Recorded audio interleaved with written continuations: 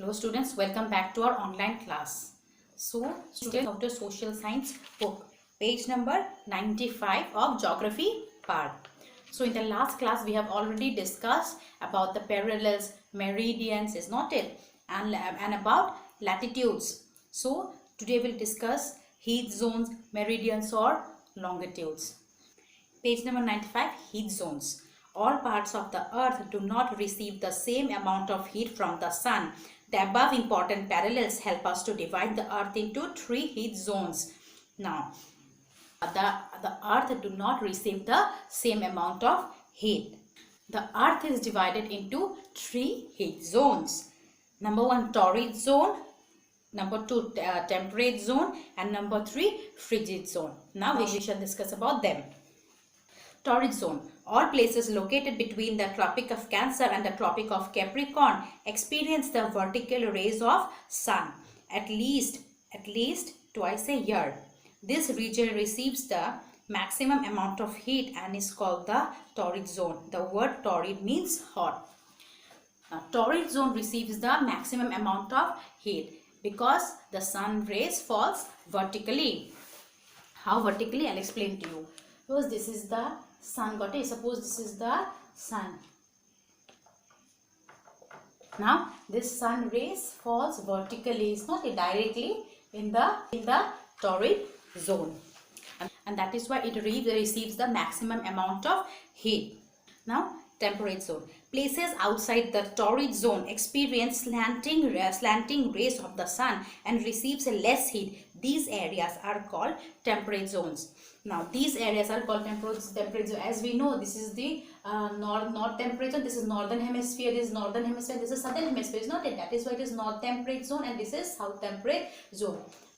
In the northern hemisphere, the area between the Tropic of Cancer and the Arctic Circle is known as the north temperate zone.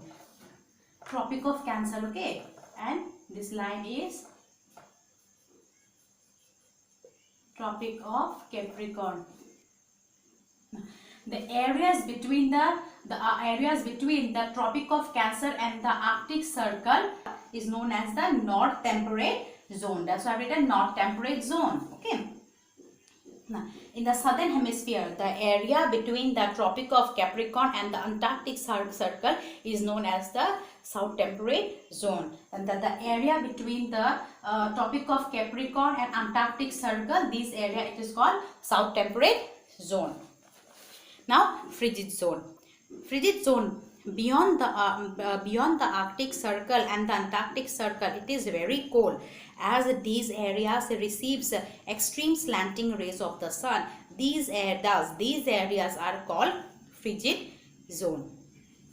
This is also called north frigid zone, and this is called south frigid zone of the sun, because it receives extreme slanting rays of the sun. Got it? Extreme slanting rays of the sun, and that is why it is very cold. This frigid zone is very cold.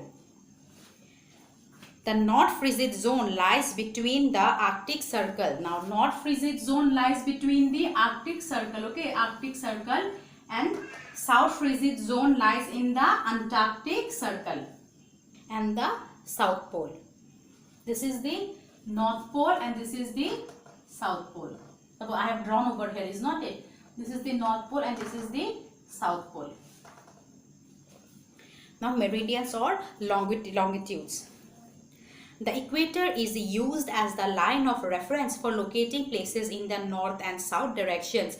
We need another line or point as a reference for locating places in the east and west direction. Now, for finding any places in north direction or south direction, equator is used. Like you have seen, this is the equator. This beyond this equator is northern hemisphere, and this it is the here southern hemisphere. Now where is eastern and western, and for that we also require that line, is not it?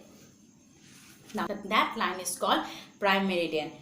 We can draw a set of lines joining the north pole and the south pole. These lines are called meridians or lines of longitude. Suppose if we draw over here, suppose we have drawn, is not it? Now if we draw here meridian, this is the prime meridian, okay. Okay, now here prime meridian. like this it will come. Then the places beyond the prime meridian over here, that is called western hemisphere, and the place here it is called eastern hemisphere. Okay, this is eastern hemisphere and this is called western hemisphere.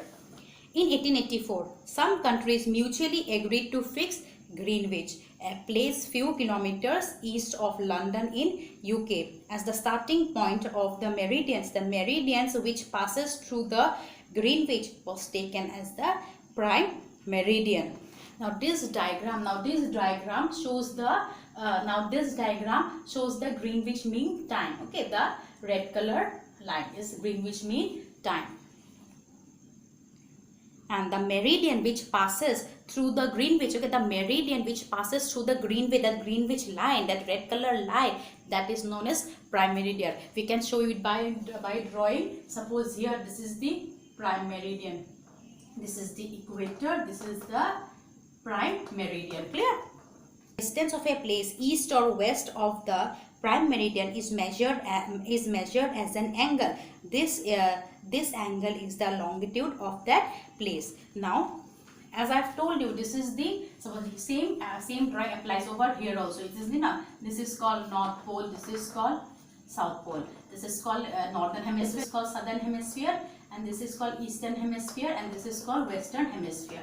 So these are expressed by, now this is the prime meridian, is not, this is the 0 degree, and then this will 10 degree, this may be 20 degree, and this is east, 10 degree east, 20 degree east, 30 degree east, and here it will be 10 degree west,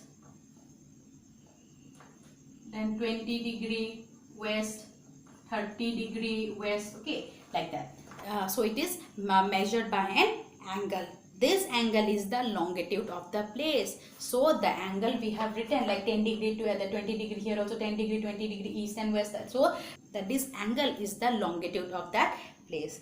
The longitude of a place is the distance of that place east or west of the prime meridian, measured as an angle whose vertex is at the center of the earth. Now prime meridian is the center of the earth, and beyond that these are, as I have told, these are eastern, these are western. The longitude of a place is always expressed in degrees. As I now I mentioned degree. Okay, this 10 degree, 20 degree, 30 degree here also, in eastern also. Longitude of a place is always expressed in degrees. The prime meridian as the starting meridian. Now this is the start. The prime meridian is the starting meridian of longitude, and equator is the starting parallels of latitude. There are 180 meridians towards the east of the prime meridian and 180 degree meridians towards the west of the prime meridian. Now there are 180 meridians. Now these are meridians. It's not that these are meridians. Now there are 180 meridians towards the east, and there are 180 meridians towards the west. Now these are written as 0 degree to 180 degree east and 0 degree to 180 degree west. However, the meridians of 180 degree east and 180 degree west is the same line. Now when the earth rotates, is not earth, then earth rotates. Now after rotation, now see 0 degree after rotation, like it's like a ball, is not, the earth is like a ball. So like 10, 20, 30 degree, then it comes up to like this 180 degree east, and again 0 degree, 10, 20, 30, 40, like that 180 degree again west. And that starting line and ending line is called the then it is then that's the touching the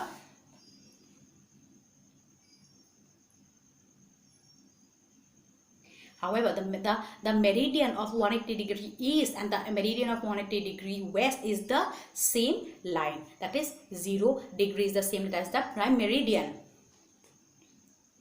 Thus, the total number of meridians on the globe are 360. So, 180 plus 180 equal to how much? 360. Is not it? That is why it is 360. The meridians or the lines of longitude have the following characteristics. The length of all the meridians is the same, each one in a semicircle. Now why semicircle? See, semicircle means half circle, is not it? Suppose if you consider it, this is the half circle eastern and this is the half circle western. So the length, the length of the each meridian is same. Now any two opposite meridians which when takes together form a complete circle, which is a great circle. Now after joining these meridians, okay, after joining these meridians, it form a circle. Have you seen? It form a circle. This is a whole circle. Now this is the second characteristic. Now what is the third characteristic? The maximum distance between any two medians, any two meridians is at the equator, which is about 111 kilometer for 1 degree of longitude. Now in the this is the equator, is not it? This is the equator. So the distance, from the one longitude to here, this longitude, it is 111. Okay. Now after going here, then it becomes smaller, is not it? Suppose here you see the distance. Suppose here the distance over here and the distance over here and distance over here. So it goes by decreasing. In the equator, it is 111 kilometer. And when it goes to reach the pole, either the north pole or the south pole, the distance decreases. Can you see the distance over here? The distance over here, it does not match. This is less distance, but this is more distance. Got it? So distance varies as it reaches the poles. So these are poles, north pole and south pole. The distance between any two meridians decreases as we go away from the equator towards the poles. All the meridians meet at the poles. Now I've seen all the meridians. See, all the meridians reach at the poles. Is not it? This up to here. Again, this up to here. Then this is not. This is the pole and this is the pole. Is not it? This I have written here, north pole, and here the south pole. So now as I have told you, if the distance decreases, see, like it becomes small the distance between. So see, as it reaches the poles. Now all the meridians meet at the poles. I have seen. See, all the poles is not it. See, meet at the poles. East of the prime meridian up to 180 degree east is the eastern hemisphere, whereas west of the prime meridian up to 180 degree west is the western hemisphere. See, already I have told you again. So this is the up to 0 to 180 degree eastern hemisphere, again 0 to 180 degree western hemisphere.